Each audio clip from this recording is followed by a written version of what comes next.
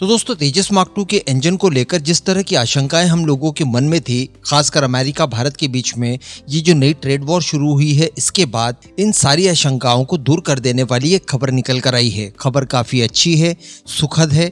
चलिए इस खबर को अगले कुछ ही मिनटों में हम लोग जान लेते हैं। आप बस इसी तरह की वीडियोस के लिए अपने खुद के इस चैनल को सब्सक्राइब करना बिल्कुल मत भूलिएगा।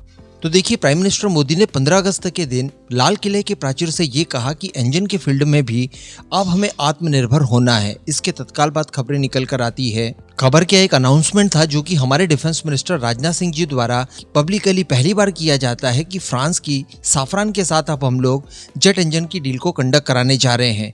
यानी एमका के लिए नेक्स्ट जनरेशन का इंजन हम लोग फ्रांस की कंपनी के साथ मिलकर करेंगे। तो ये संभावना पहले से ही हमें पता थी, लेकिन अब इसके ऊपर एक तरह की मुहर लग गई। जल्द ही इसको लेकर काम शुरू हो जाएगा, क्योंकि इंफ्रास्ट्रक्चर जो जरूरी चाहिए होता है वो हम लोग ऑलरेडी तैयार करके रखे हैं। लेकिन हमारी जो बाकी की दो महत्वपूर्ण परियोजनाएं हैं जो कि आगामी 10 वर्षों में भारत की वायुसेना के लिए बहुत आवश्यक है, तेजस मार्क I और मार्क II, इनके इंजन के लिए तो हम लोग अमेरिका के ऊपर ही निर्भर करते हैं। खासकर तेजस मार्क I इसके लिए F404 इंजन रेडीमेड कंडीशन में अमेरिका से आने हैं, जिनमें से 2 आ चुके हैं। एक बताया जाता है कि इसी महीने के अंत तक मिल जाएगा और उसके बाद बताया जा रहा है कि हर महीने ये लोग लगभग 2 इंजन हमें प्रोवाइड कराते जाएंगे। तो यहाँ पर एक प्रॉब्लम तो हमें सॉल्व होते हुए दिखाई दे रही थी। लेकिन तेजस मार्क II की बात की जाए तो इसके लिए जो F414 इंजन आना है, जो कि हमारे शुरुआती एमका और टेडबीएफ में भी जाएगा, इस इंजन को लेकर हमें खींचतान की स्थितियां नजर आ रही थी। जिस तरह से अमेरिका लगातार भारत के खिलाफ ट्रेड वॉर छेड़कर बैठा है, हमें लग रहा था कि संभवतः ये डील नहीं हो पाएगी। इसमें 80% टेक्नोलॉजी ट्रांसफर और साथ ही लोकल मैन्युफैक्चरिंग का प्रावधान था और हमें ऐसा लग रहा था कि हो सकता है कि अमेरिका हमारे तेजस मार्क II परियोजना को सबटैच करने के लिए इस इंजन की डील को रोक सकता है, क्योंकि पास्ट में ऑलरेडी एक प्रॉब्लम आ चुकी थी, जहां पर शुरुआत में हम लोग जब नेगोशिएट कर रहे थे उस समय डील की वैल्यू इन्होंने $1 बिलियन बताया था। लेकिन कुछ ही महीनों पहले जब नेगोशिएशन को और आगे बढ़ाया गया, तब पता ये चलता है कि अब 1 बिलियन नहीं बल्कि $1.5 बिलियन इस डील की अब वैल्यू होने जा रही है। तो कहने का मतलब एक झटका तो ऑलरेडी इन्होंने प्राइस को लेकर कर ही दिया था। चलिए वो हम समझ सकते हैं, समय के साथ चीजों की प्राइसेस बढ़ जाती है। लेकिन अब खबर निकल कर आ रही है कि फाइनली अगले 3 महीनों में इस डील को पूरी तरह से कंप्लीट कर लिया जाएगा। जो नेगोशिएशन है वो ऑलरेडी नेक्स्ट स्टेज में पहुंच चुके हैं। तो ये कहा जा सकता है कि किसी भी तरह का कोई प्रॉब्लम जो ट्रेड वॉर की वजह से क्रिएट हुआ है भारत अमेरिका के बीच में, वो इस डील के बीच में नहीं आ रहा है। और ये इस समय की भारत के लिए सबसे बड़ी और सुखद खबर मानी जा सकती है, क्योंकि Tejas mark II already prototype stage में आ चुका है। अगले कुछ ही महीनों में इसका प्रोटोटाइप बनकर तैयार हो जाएगा।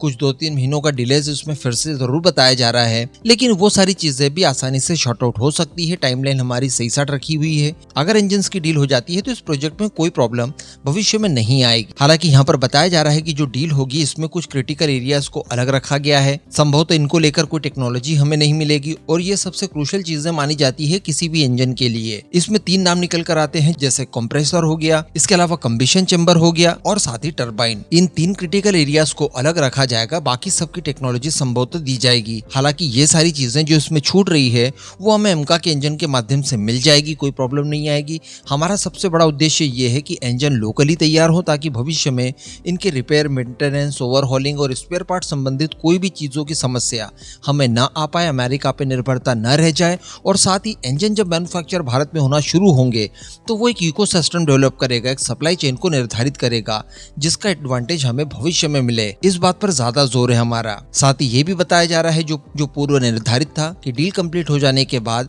अगले 3 सालों में प्रोडक्शन वगैरह आपका शुरू हो जाएगा। तो संभवतः अमेरिका यहाँ पर किसी तरह की कोई प्रॉब्लम वैसे भी जनरेट नहीं कर सकता, क्योंकि उनकी तरफ से कुछ शिकायतें अगर भारत को लेकर देखी जाए तो उसमें क्रूड ऑयल तो नई शिकायत है, क्योंकि हम लोगों ने 2022 से ही इनका क्रूड ऑयल खरीदना शुरू किया है रशिया का। इनकी जो खास शिकायत थी वो डिफेंस के क्षेत्र की ही थी। वो चाहते थे कि रशिया से अपनी निर्भरता कम करके ये निर्भरता हमारे ऊपर डाइवर्ट कर दे। जब हम लोगों ने थोड़ी बहुत कोशिश की, उसमें भी अगर ये लोग डिलेस करेंगे, क्योंकि F404 में ऑलरेडी डिले कर चुके हैं। साथ ही जो आर्मी के लिए अपाचे हेलीकॉप्टर्स खरीदे गए थे उनकी डिलीवरी में भी डिलेस देखने के लिए मिला। अब अगर इस इंजन परियोजना में भी ये लोग प्रॉब्लम क्रिएट करेंगे तो फिर हमारा विश्वास भी डगमगाएगा। और जो इनका मुख्य उद्देश्य है कि हमारे ऊपर ये डिफेंस निर्भरता कुछ हद तक तो डाले, तो वो चीज यहाँ पर भारत फिर नहीं कर पाएगा। साथ ही भारत के अंदर इंजन का जो स्कोप है वो मैं आपको पहले कई बार बता चुका हूँ।